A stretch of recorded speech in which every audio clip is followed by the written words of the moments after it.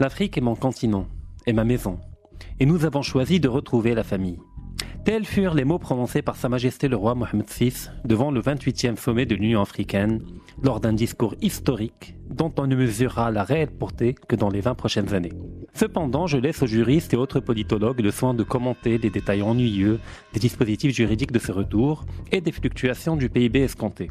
Voilà comment nous devons, nous, peuple marocain, accueillir cette nouvelle, ce retour vers l'Afrique, initié par un roi visionnaire et avant-gardiste. Nous devons y voir un retour à l'enracinement, un retour à la métaphysique de la terre, de cette terre qui a vu l'humanité naître, grandir, souffrir, mais aussi espérer, de cette terre dont nous sommes tous façonnés, de cette argile primordiale, de cette terre aimée et élue par Dieu pour accueillir l'homme. C'est donc une géopolitique des profondeurs, une géomystique qu'il nous faut.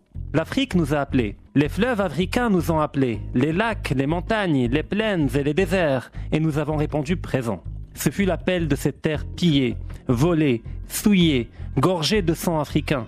Cet événement historique, c'est l'affaire de tout un peuple, de ses artistes, de ses intellectuels, artisans et fermiers. Ces retrouvailles avec l'Afrique doivent être célébrées, chantées, louées, sublimées, mais également pensées, réfléchies et accompagnées. Alors il ne s'agit pas d'applaudir béatement, en troupeau, mais de lutter sur le terrain des concepts, des idées, de l'art, de la culture et de l'économie. C'est une guerre intellectuelle et culturelle totale que nous déclarons à l'inversion des valeurs et au déracinement. Car sachons-le, l'Afrique est une poche de résistance, de survivance de la tradition, de l'enracinement, de la virilité, du courage de l'homme enraciné. L'homme africain est en chacun de nous, car l'homme marocain n'est qu'une modalité de l'homme africain, n'en déplaise aux haineux. L'Occident et l'Orient nous imprègnent certes, mais ils nous sont périphériques.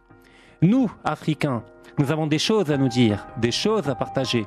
Nous participons d'une même métaphysique de la terre, d'un même socle de valeurs et d'une même spiritualité, quand bien même nos religions seraient différentes, un même respect de la famille et des aînés, une même oralité, une même spontanéité, en un mot, une même authenticité.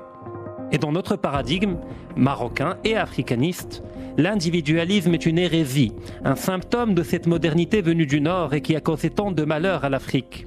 Alors réveille-toi, peuple marocain, reprends-toi en main. Ne laissons pas notre roi porter seul le fardeau de notre destinée. Aidons-le. Le libéralisme libertaire de la pensée nomade et l'obscurantisme du désert oriental nous menacent, nous guettent, nous contaminent. Ils avancent main dans la main. N'avez-vous pas compris qu'ils sont les deux faces d'une même pièce ? Voulez-vous être maudits par vos ancêtres ? Voulez-vous qu'un jour vos enfants aient honte de nous ? Alors cessons de penser l'Afrique en occidentaux. Nous devons avant tout réapprendre à penser en marocain, c'est-à-dire aussi en africain. Car beaucoup de nos élites sont en réalité des Européens de peau noire ou bronzés selon les régions. Ces élites-là, qu'elles soient économiques ou intellectuelles, sont les idiots utiles d'un paradigme occidental que le souverain a qualifié à juste titre de défaillant, de déconnecté de la réalité et des aspirations du peuple. L'ironie de l'histoire, et Dieu sait qu'elle en a fait qu'aujourd'hui, l'Europe occidentale est l'homme malade de l'Europe.